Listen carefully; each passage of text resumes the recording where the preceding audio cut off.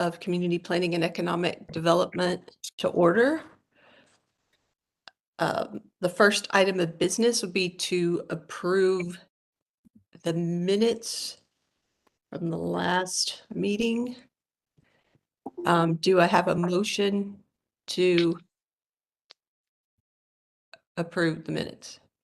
So moved. Second. You're Seconded. muted. Sorry, Tiffany. Seconded. That's good. All in favor? Aye. Aye. Okay. Just quickly, council members, we have CPED committee members on the call, Barry Walters and John Lyons. We're also joined by Councilor Ben Winograd, Mayor Sherry Cantor, and Councilor Jason Wang. We have staff members, Brian Pudlick, Dwayne Martin, Greg Summer, Kristen Gorski, Todd DeMay, and our town manager, Rick Ledwith. I don't think anyone else has come on the call. And then Gerida, of course, who is our, keeps our meetings running. The second item B on our business items is the senior housing study. And I'm going to turn that over to our town manager, Rick Ledwith, to talk about that. Thank you, Madam Chair. Good morning, everyone. It's good to see everyone. It's my pleasure to introduce Brian Pudlick, our senior planner, works in the town planner's office. And Brian's going to be walking us through a senior housing survey that our planning team has been developing as part of our effort to better understand the current and really future housing needs of older adults here in town. And this survey is really an important first step, as it will provide us with direct feedback from residents. It'll provide preferences and priorities as folks think about aging in place or potentially transitioning to different housing options. We'll use the feedback to inform us with the development of a senior housing plan for the town, not unlike our affordable housing plan that we've discussed before in the past. And we'll ensure that our strategies are responsive to our residents, align with our plan of conservation and development, and as well as the work we're about to begin with our commitment to becoming an age-friendly community through AARP. It'll help support that initiative as well. So through you, Madam Chair, I will turn things over to Brian Pudlick. Thank you. Thanks, Rick. I don't usually get to attend these meetings, so I appreciate everybody having me. As Rick mentioned, today we're going to talk about the introduction of the senior housing study and the survey that's going to accompany that as the first step. So if I can share my screen here, let's see. And there. Can everybody see that presentation? Yep. Okay, great. So again, good morning. For those of you that I have not met, my name is Brian Pudlick. I'm the senior planner for the town. I've worked in various positions within the Planning and Zoning Division since 2008. I've been in the role of senior planner for a little over 2 years. We're excited to introduce to you this morning the initial steps and general project timeline associated with the development of a senior housing study. Hang on, I'm sorry.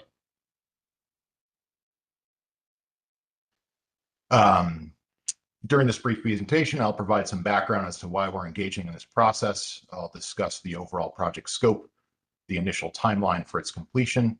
I'll provide some information on the initial phase of the project, which is the survey we talked about briefly, and then wrap up by taking any questions that you may have. So why are we doing this? Broadly, West Hartford has always been a community that prides itself on supporting the needs of all of our residents, whether through infrastructure improvements or through establishing policies to encourage private development that achieves this overarching goal. In the town's most recent Plan of Conservation and Development adopted in 2020, there are action items in the neighborhoods and housing section calling for a comprehensive housing needs assessment and to review opportunities to update ordinances that encourage development and availability of a wide range of different housing options at various affordability levels. Following from there, in 2023, we began acting on those POCD objectives through the development of an affordable housing plan, which was adopted in 2024. That process helped to inform our understanding as to whether the town's existing housing stock meets the affordability needs of our residents, or whether there are gaps in both the existing available housing product and product under construction that need to be filled. Ultimately, the research conducted for this plan did identify affordability gaps in available housing product, so recommendations were proposed, which will hopefully promote the production of more deed-restricted affordable housing in years ahead. For this senior housing plan, we hope to build off those prior efforts by taking a deeper dive specifically into the needs of the town's senior population. For the purposes of this analysis, we'll be looking to gather data for those aged 55 and over. To inform the plan, data will be derived from local census information and, most importantly, from robust community outreach efforts, which will include a housing survey as well as focus groups. Similarly to the affordable housing plan, the goal is to propose actionable policy recommendations to ensure that West Hartford continues to serve the needs of the senior population. To assist the town in this effort, the town has brought on Dr. Don Poland, who was hired for his expertise in compiling and analyzing housing market data, and because of his knowledge of the town of West Hartford. Some of you may know that Dr. Poland helped us out and was instrumental in the development of the affordable housing plan. So we thought it would be a natural fit for him to assist in this effort, and he was very pleased to do so. Dr. Poland's a senior vice president and managing director of planning and strategy at Goldman & York. He's a geographer, a planner, and a community strategist, and he has over 20 years experience in the public, private, nonprofit, and academic sectors. He offers a unique approach to addressing the social, economic, spatial governance, and policy challenges of creating and maintaining healthy, vibrant, and prosperous communities. We've also engaged with the town's senior citizen advisory committee, which has asked for this type of senior housing study for some time now. And so we were very pleased to bring this to their attention. We've been fortunate to get their perspective and advice on the development of the survey, and we look forward to their continued input as we progress in the process. So thinking about a general project timeline. So we initially kicked off the project with the Citizen Advisory Committee back in September of 2025. During that introduction, we asked Don Poland to bring forward and present his preliminary senior housing analysis, and then we just generally talked about next steps and this timeline. Moving forward to November 2025, we had progressed pretty well in the development of the survey. And so we brought a draft of the survey to the Senior Citizen Advisory Commission, and received some feedback from them. They asked us to do a few things, to shorten some of the questions, to make them a little bit more succinct, to move the demographic data from the lower portion of the survey up to the top, let's see. They asked us in printed copies to make sure that the print was large enough so that those that are using printed copies could read it. All in all, very good and important feedback that we were able to implement to as great a degree possible in the finished product of the survey. So today we're launching the project with this committee, this group, and so providing the project background and next steps. Following this, so we intend to launch the survey hopefully by the end of this year. In other words, the next few weeks. We will have the survey live for probably about a month, at which point we will begin to review the data that's come in as part of that survey. Hopefully we get a robust turnout. And then we will look at where there may be opportunities to dig a little bit deeper in the types of responses that people provided, which will lead to focus groups that we hope to conduct in approximately the later part of February 2026. The focus groups will include between 6 and 10 people. The intent is to hold 3 different ones for different age cohorts, with the youngest age cohort being my generation, Generation X, for 55, basically between 55 and 60. And then the baby boomer generation, 61 to 79. And then lastly, for the silent generation, which is the oldest folks for our community, which are 80 plus. Following the focus groups, we will hand that information over to Dr. Poland for final data analysis and plan completion. And then hopefully by April, we can present a final plan and adopt that plan.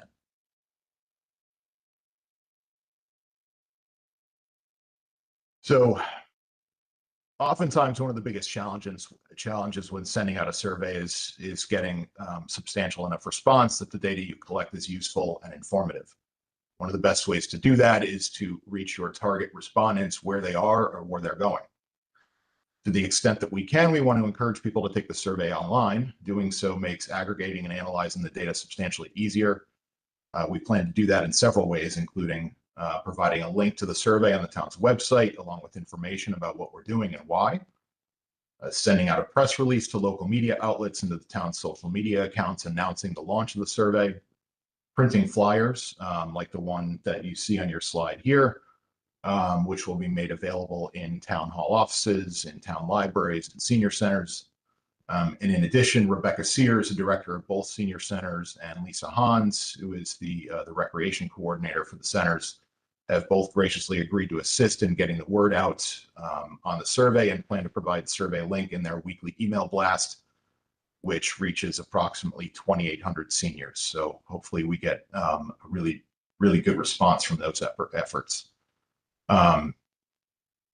Recognizing that some of our target demographic may not be able to access the survey online for whatever reason, we also plan to make printed copies of the survey available in all of the same places we're providing the flyer.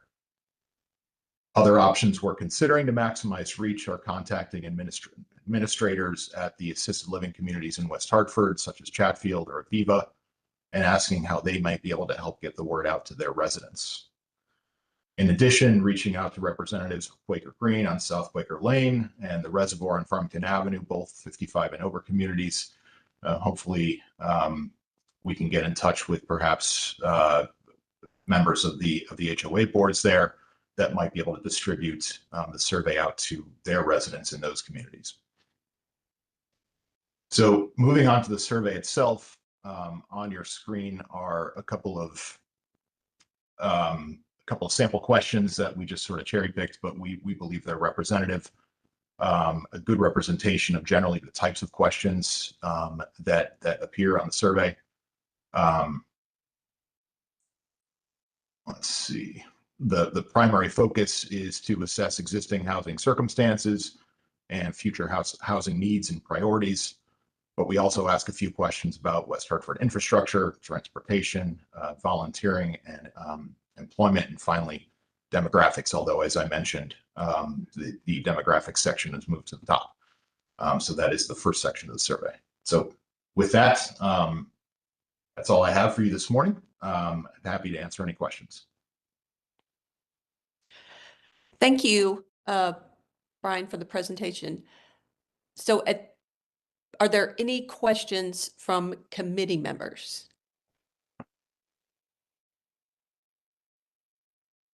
No? Okay, I can't. Could you share the screen? Sure. Madam Chair, I'm okay. Okay.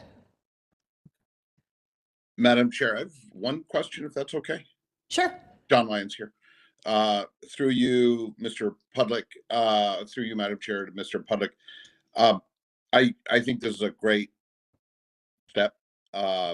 It's, I think, folks, the older folks, we want to obviously have a plan for them. And I really feel like with this, West Hartford's not only starting to address the issues, but taking a leadership role in addressing this. And I thank you for that.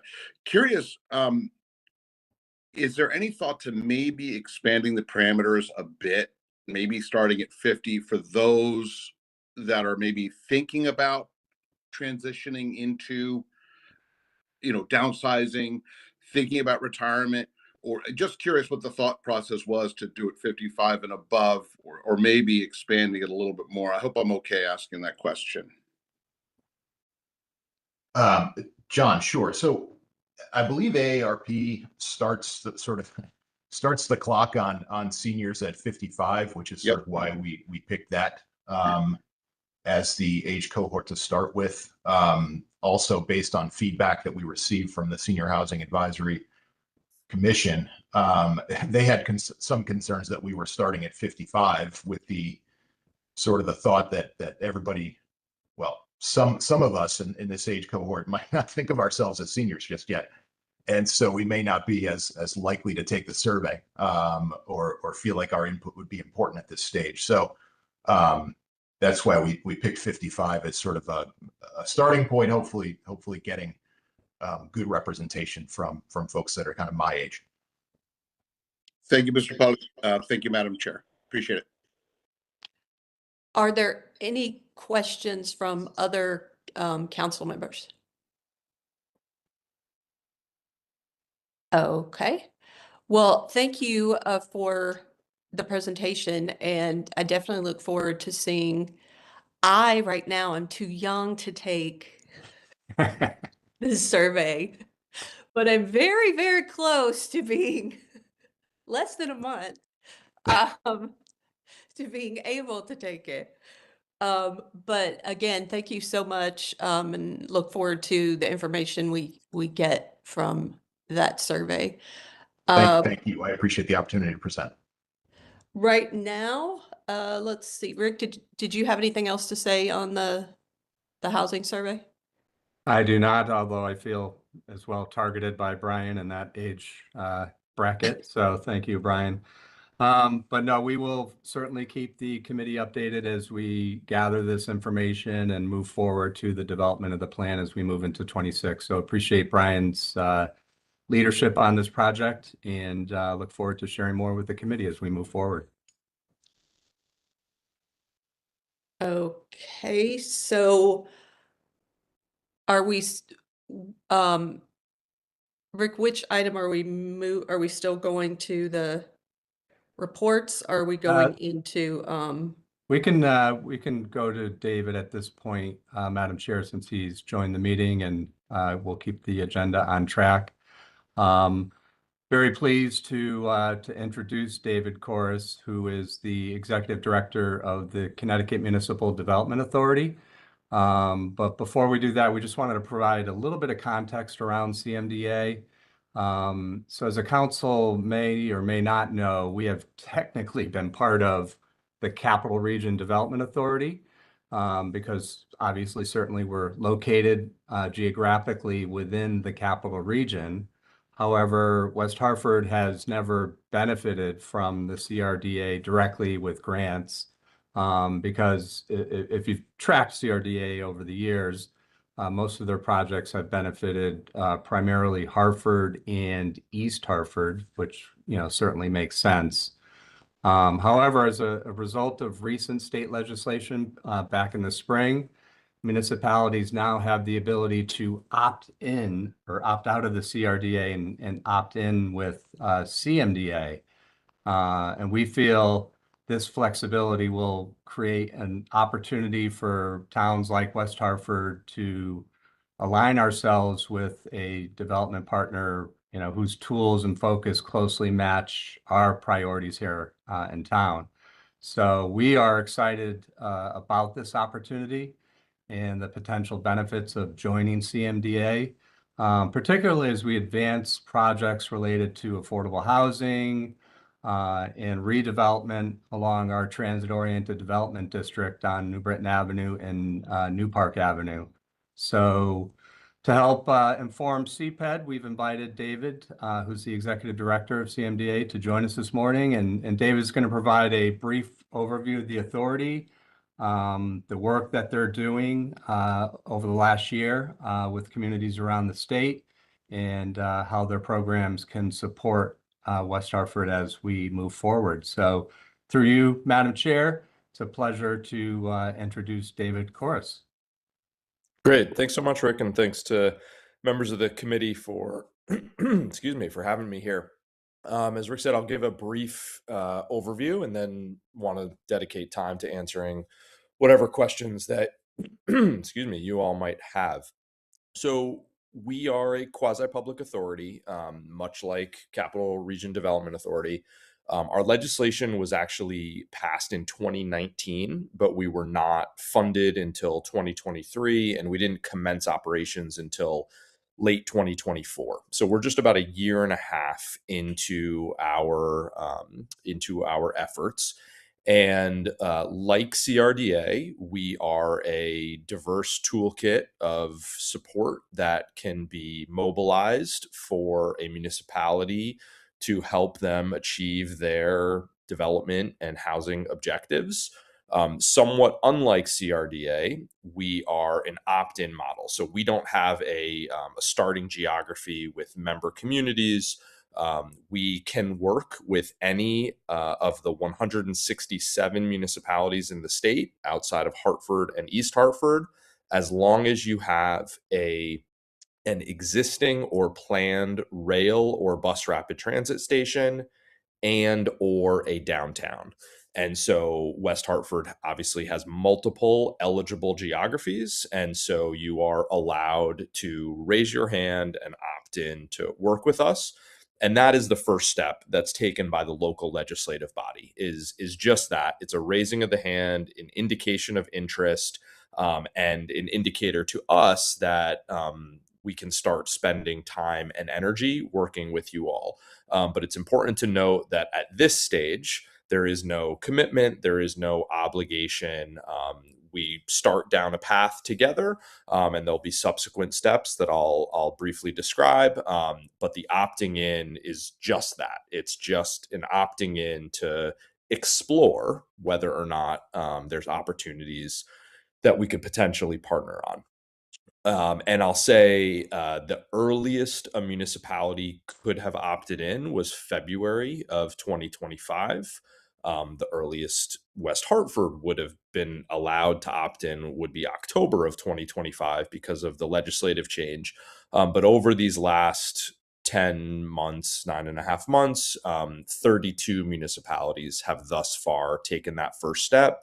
And they're a very diverse array of communities from every corner of the state, every size, wealthy and less so. And so, you would be in very good company in your part of the state, just to give you a sense. And there is a map on our website, which is wearecmda.org, where you can see, but in your neighborhood, New Britain, Rocky Hill, Avon, Windsor Locks would be kind of the geographically closest communities, but I think you'll see in places like Fairfield and maybe Old Saybrook, you'll see some of what you can relate to in West Hartford in some of the communities that we're partnering with.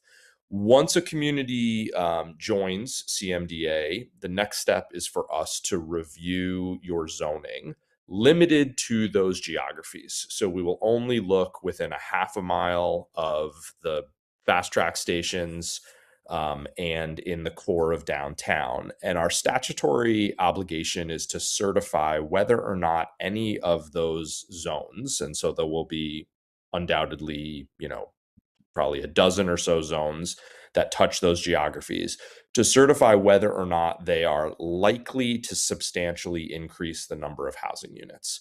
And I tell every community, don't get hung up on the word substantial. West Hartford is doing a lot. It will undoubtedly be substantial, particularly relative to the region's single family housing stock. Likely is the important word.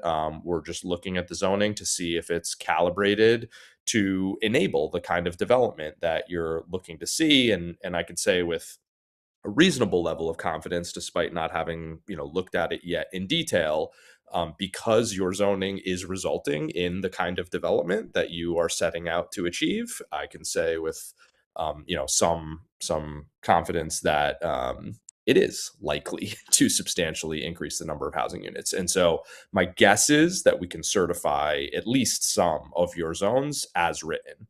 If we have recommendations about tweaks to the zoning that would enable certification, those go to your zoning commission, right? So we don't have any authority to force any changes on you. We don't usurp any local control.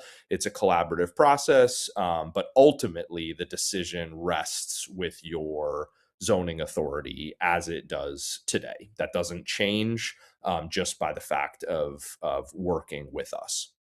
So once we have certified a zone or zones, either because they were existing in your code, or we have worked together on some modest modifications, the next step is to enter into a memorandum of agreement with the chief executive officer, with the mayor, to delineate the development district or districts. And so the district or districts can be anywhere that's within a half a mile of fast track or considered a downtown that also includes the zones that we've certified. So, for example, when you draw a half a mile radius around one of the fast track stations that captures 500 or so acres, there may be single family neighborhoods in that radius, which are covered by zoning that we wouldn't certify, and those would be outside of the development district, right? So it's the subset of the eligible geography that's also zoned for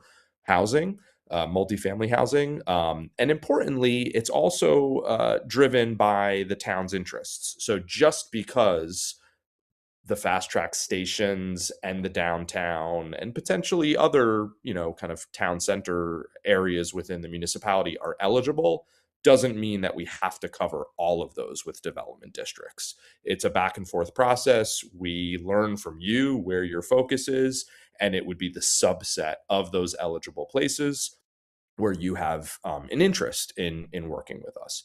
Once the development district is established, then you're eligible to request funding support from us. And that can be a direct request from the municipality for infrastructure that would support that growth, or it can be a request from a developer for gap financing. In most instances, funding to a municipality would be grants with a cost share to be negotiated. And in most instances, developer supported funding would be a loan, which would revolve back into our funding. We have a $90 million bond allocation from the state, and that's where we would draw from for municipal infrastructure support and project financing. The final point that I'll mention, and then open it up for comments and questions, is a big piece of this is also being strategic about interdepartmental coordination at the state level and permitting. And so I work for a board that includes 7 of the state commissioners and secretaries, as well as gubernatorial and legislative appointees. And so we come together around these places to better understand the way in which each of our activities are interacting with one another and reinforcing with one another or contradicting one another, to help develop a strategy to help you unlock your stated vision for these parts of your community. And so one of our objectives, which is somewhat aspirational today, but we are working towards a plan where we can do some district scale permitting so that when the community has an articulated vision and that's codified in your zoning and that represents a certain amount of development potential, that we permit that potential instead of having each individual developer go through a multi-step state process. And so as much as we are focused on ensuring that our member municipalities' zoning is aligned with their vision, we're also working to make sure that our state regulatory process is aligned with implementing that vision as well. And I guess, the final point I'll say is just there are 32 municipalities, as I mentioned, who have taken the first step to join CMDA. 11 of those have reached the step of district establishment, where they are eligible for funding. And so we are working through that process with the other 21, but we are incrementally, kind of chipping away at that, and everyone is moving forward step by step. And with that, happy to answer any questions anyone has. Thank you for the presentation. That was a lot of information, good information. Are there any questions from committee members? Madam Chair, I have a question or two. Counselor Walters. Thank you. And through you, Madam Chair. Thank you, David. Thank you for that presentation and very interesting. I'll start. I have at least one question. And so defining a downtown. So is that a primary economic center? Could it include a secondary center? How is that established, that definition? Sure. So there is a definition in statute, and I can send it to you all if you don't have it, but it is essentially organized around a main street or a town green, a commercial center, mixed use, civic, etc.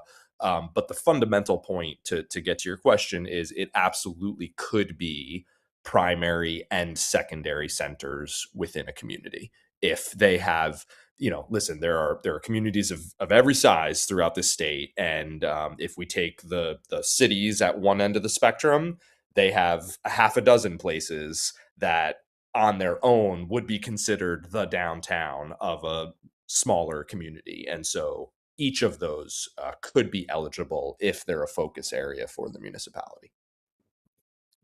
Okay, thank you. And it makes sense. Thank you. I guess the second question could be perhaps splitting hairs, but so when you talk about a half mile, is that from the center or is that from the boundaries of the district of the area you're looking at? Yeah, great question. No, so when it comes to a downtown, it is more amorphous, right? It's a more organic line that we kind of work through together to define where the downtown ends, and that could push, a mile in one direction, right? It totally varies depending on the built condition. When we come to the station, it is absolutely a half a mile from where the station edge exists, and there is some nuance there, right? I am a strong believer that you don't feel like your walk is starting until you leave the station, right? Which could be the bottom of a stair platform at one end, or the bottom of the staircase at one end of the platform. Maybe it's not where the sidewalk starts on the other side of the parking lot, right? There's nuance there, but I think the short answer is it's not inevitably just a single center point. It can be, there could be multiple points within a station complex that we measure from to get the greatest reach. And my last question, I'm sorry, I'm hogging up time, but my last question is, this is exclusively multifamily housing that we're talking about? That's what I kind of think I heard. So yes and no. So two different ways to answer that question. The first is our statutory purpose is primarily economic and transit oriented development, secondarily housing. And so our broader objective is more around creating vibrant places around transit and in town centers, with housing as a strong component of that. So that's one, one way to answer the question is it's very much housing forward in our outset, right? That is the crisis that has created the impetus for our being, but it's housing within a broader context of economic and transit oriented development. And there could come a time in the future where we support economic or transit oriented development projects that don't have a housing component, but that wouldn't be at the outset. A separate way to answer the question is around the zoning certification. And so the zones that we certify will primarily be looking at multifamily housing potential.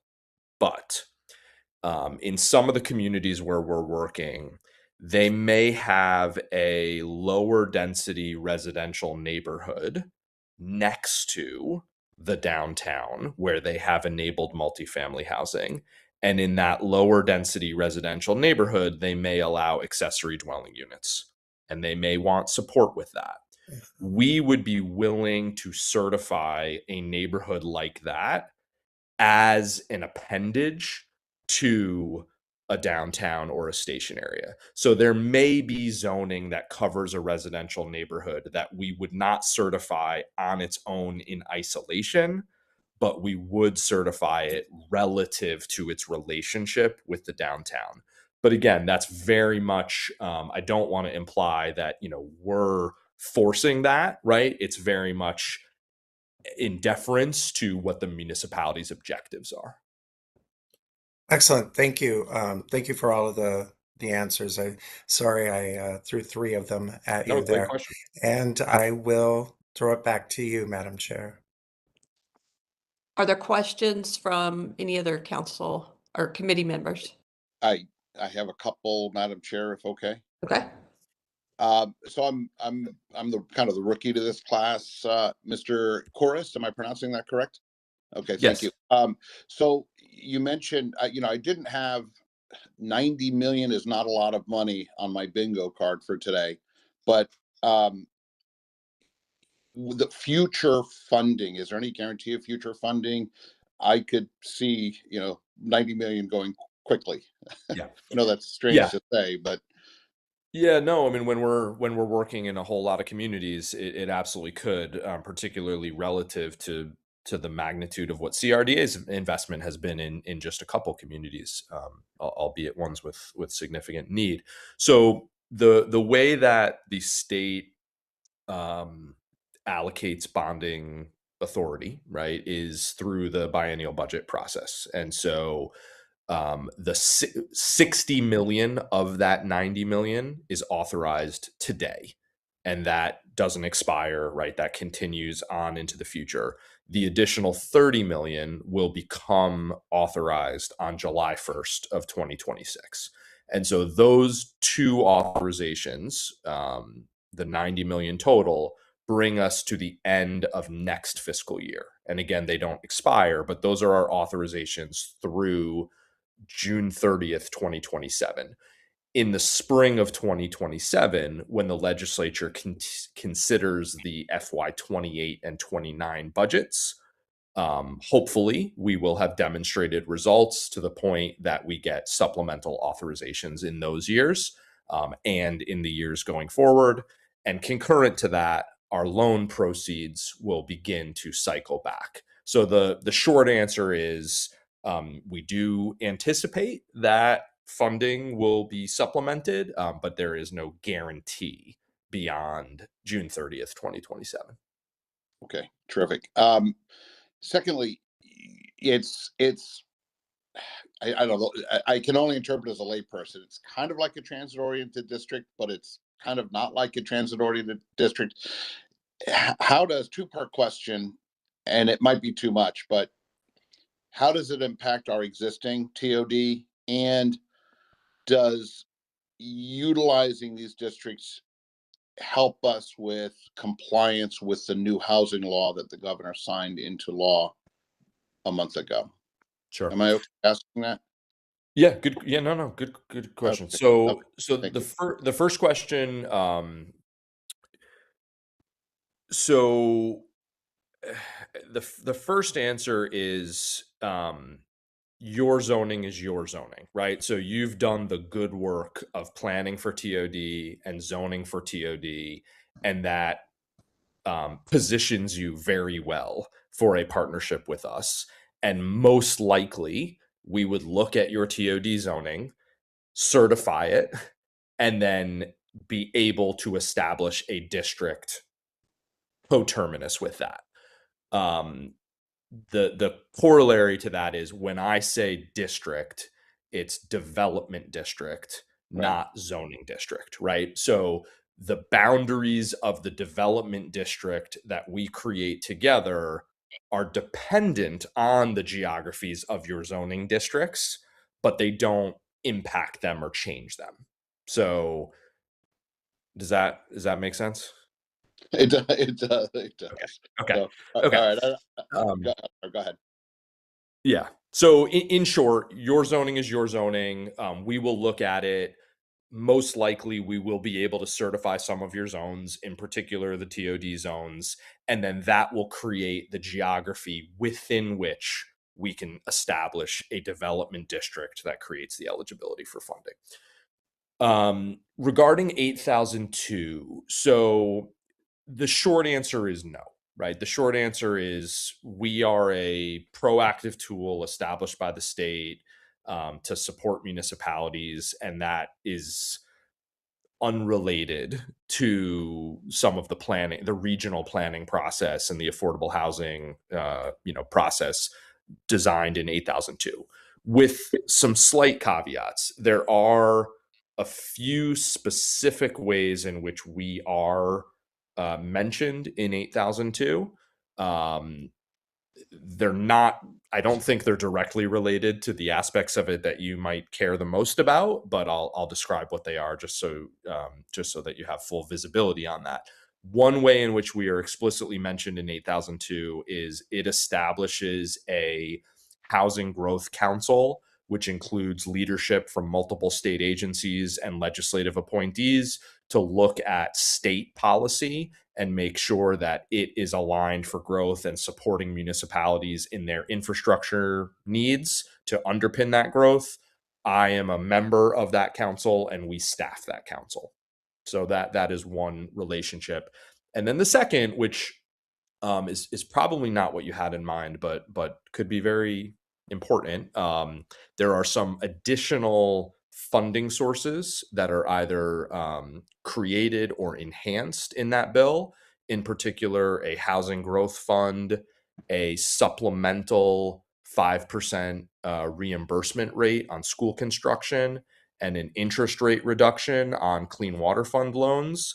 And establishing a district with us is one of the ways to gain access to those new or enhanced funding sources.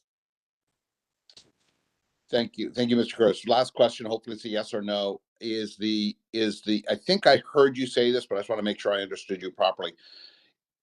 Part of this program is designed to streamline application process, make it easier and hopefully less costly for builders and developers to be able to. I'm seeing you nod. I think you answered the question. Thank you, sir. Appreciate your time. Thank you, Madam Chair. Are there any other council members that have questions? I'd like to ask the question, Madam Chair, if okay. Sure. Okay, thank you. Through you, Madam Chair. Thank you, Mr. Corris. Just wanted to glom on to Councilman Lyons' question. So if we go through and sort of evaluate and I suppose adjust our zoning with respect to your recommendations, is there at least some kind of interplay between you and OPM? Because the OPM ultimately certifies if our TOD qualifies us as a TOC, if I'm understanding the law correctly. So, I mean, if we go to OPM and say, hey, here's our housing growth plan, CMDA has worked with us to produce it, does that at least in some way make the process smoother or easier? Because we certainly would not want to rezone or do things and then OPM through CMDA and then OPM says, yeah, this doesn't qualify, because there's some discretion involved in that law. Correct. Yeah. So the short answer is absolutely the intent is to coordinate, and we have a very close relationship with the relevant staff at OPM. The longer answer is we haven't done it yet. So I'll be honest that, that process is going to be organic and playing out over the coming years, but the intent absolutely is not to have municipalities chasing after multiple competing objectives and not knowing kind of how they relate to one another. The intent is for us to help you understand through our coordination with multiple state agencies the way in which your actions are meeting multiple state objectives. Okay, thank you. And Madam Chair, can I ask one more question? Sure. Okay, Mr. Corus, one more question is with respect to multifamily, one of the things that often drives concern in our town is fairly aggressive growth, and people have different views on that. But what about sort of middle housing? When you talk about multifamily, what about small single family, cottage clusters, things like that? Are those sort of within your purview? Or are we Absolutely. talking about large buildings? No, absolutely. When I say multifamily, it's everything from 3 units up, and we are very much committed to supporting a diversity of housing typologies and not looking just for, the same stick on podium apartment buildings, but really trying to demonstrate the range of options that could be a good fit for each community. Okay. What about just small lot single family homes or cottage clusters, which really are single family homes? Could be. Yeah. Okay. Thank you. Yeah. Are there any other questions from council members? Okay. Again, thank you so much for the presentation, and we had some good questions asked that helped give additional information. I guess we will look forward to discussing this again. I'm going to go to our town manager to closing remarks on this. Yes, thank you, Madam Chair. And David, thank you so much for joining us this morning. Very informative session. I think everybody learned a lot. Our next steps would be Kristen Gorski's been working with David and with Corporation Counsel in developing a resolution that the council will actually adopt in January that would allow us to opt into CMDA. We look forward to moving that process forward, and then we will work, Todd DeMay, Kristen, and our teams will begin working with David and his teams in that review of our zoning, and we'll keep CPED and the council informed as we move through the opt-in process in 2026. So thank you so much, David. Great. Thanks, everyone. Good to see you all. Thank you. And then on to item number 3, are there any communications? Rick? Yes, Madam Chair, just real quickly, I did send an email out to the council yesterday, letting them know that the governor is announcing this round of Brownfield grant awardees this morning at 11 o'clock over at the University of St. Joe's. And it is expected to be announced that West Hartford will be the recipient of a $6 million Brownfield grant for 1800 Asylum Avenue. This will be the first award in the state at that $6 million level. So we are very excited about this opportunity. This will be our 6th Brownfield grant in just about 3 years. And that has resulted in, I know we've talked a lot about development over the last few years, but when you look at the goal of a Brownfield grant and remediating blighted properties and environmentally tainted properties, to have the ability in 6 different locations to utilize these grants to transform those particular properties, we are very, very happy about this possibility. So want to thank Kristen Gorski. She has become the expert, I think, in the Brownfield grant process, really statewide. I'm not sure there's another community that's received 6, but we could research that a little bit more. So very much want to thank the mayor as well for her efforts in helping us secure these grants, and particularly this one at 1800 Asylum Avenue. And community's been looking at some rundown buildings now for quite some time, and this grant will allow us to work with the developer to remediate those properties and begin the process of transforming that entire part of town. So thank you, Madam Chair, for the opportunity to give an update on that. I will turn it back to you. Okay. Now we will go to staff reports. So, We'll turn it over to Dwayne Martin. okay. Thank you.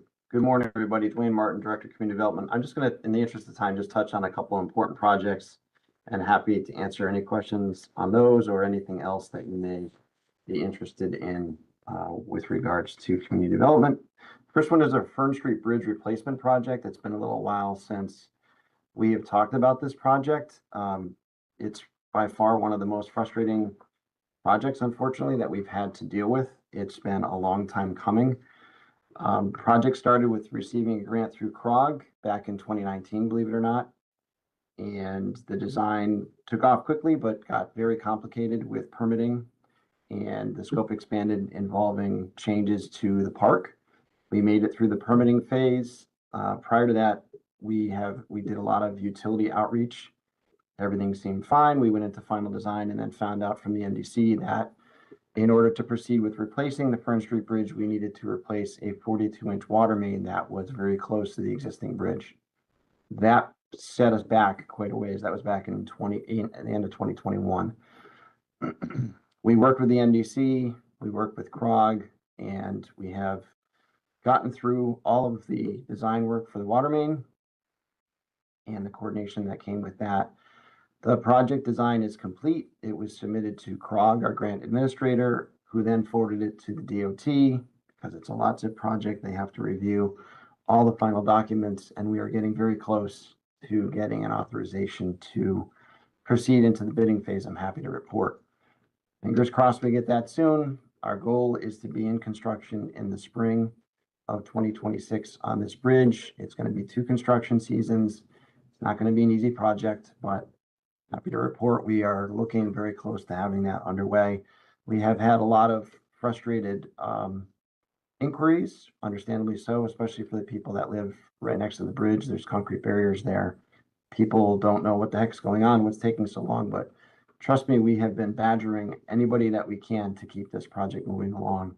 So I'm hoping to report good news very soon, but I wanted to give that update because I know the community was curious.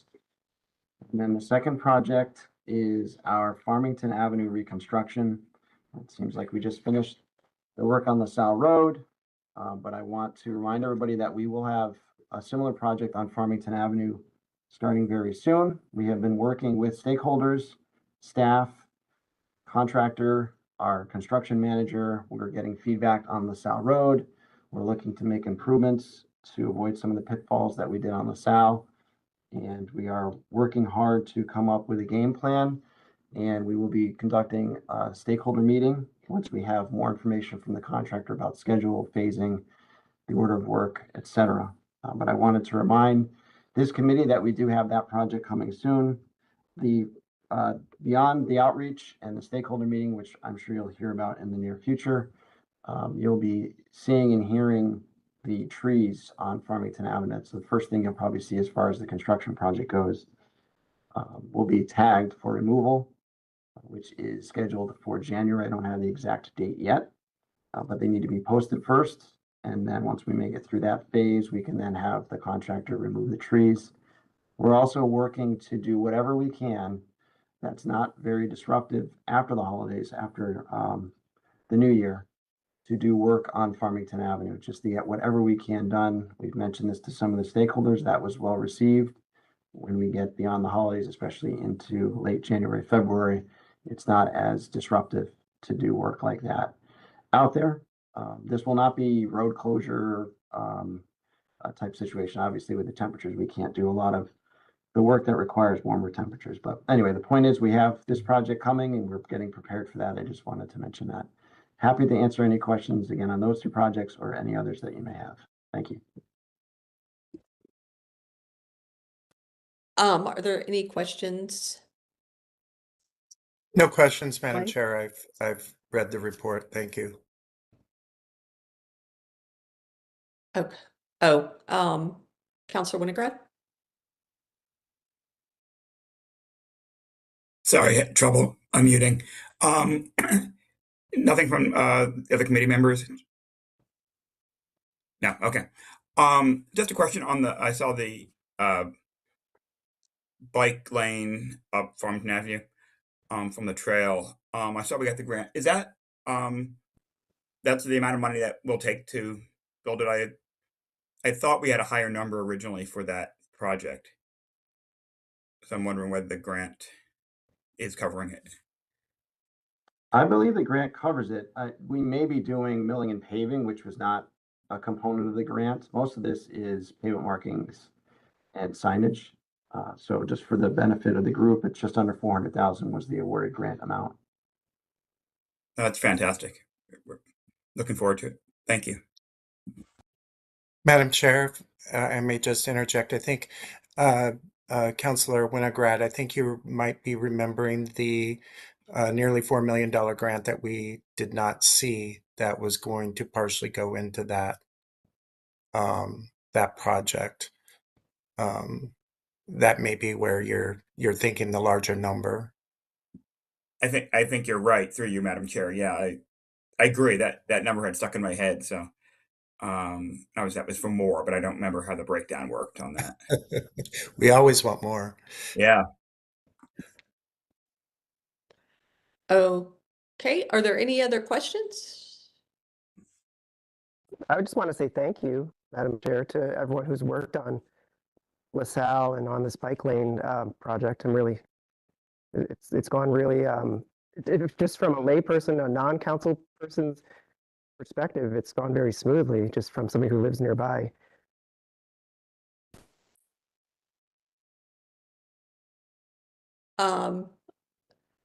Okay, I guess I do not see any other questions. So thank you, Dwayne, for the update on that. And I guess now, does anyone have any future agenda items? No, ma'am. Okay, Rick, before we close out, do you have anything else at all? I do not, Madam Chair. Thank you so much for everyone's attention this morning. Okay, so someone make a motion to adjourn So moved. and a second. I'll second it, please. Okay, all those in favor? Aye. Aye. All right, we are adjourned. We made it in less than an hour, so that's good. Probably see some of you over at the Brownfield Grant event, but have a great day, everybody. Thanks, Madam Chair.